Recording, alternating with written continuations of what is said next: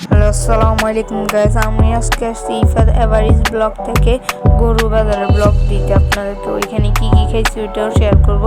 তো শুরু করা যাক ব্লগটা। তো এখন আমি যাইতেছি গরু বাজারের দিকে।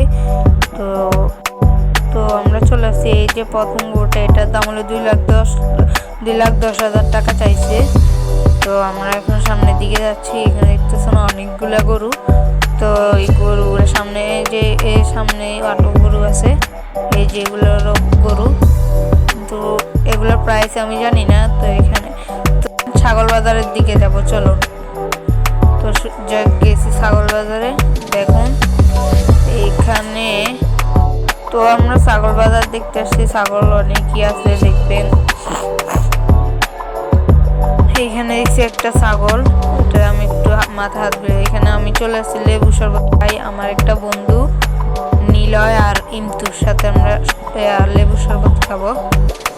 তো দেখুন শরবতটা কীভাবে বানাচ্ছে। এটাকে একটা কাঠে মেশিন দিয়ে চিপে গ্লাসে দিয়ে দিচ্ছে। তো এটা খাচ্ছি আমরা এখন।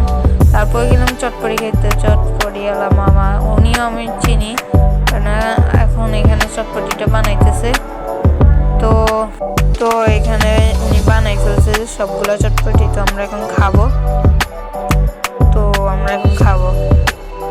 দেখেন আমরা 4 জন ছিলাম এখানে।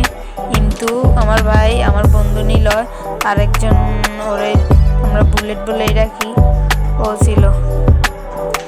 তো চলুন, আমি এখানে খাইছি। তো আজকের জন্য ব্লগটা এখানে শেষ করে দিলাম। দেখুন।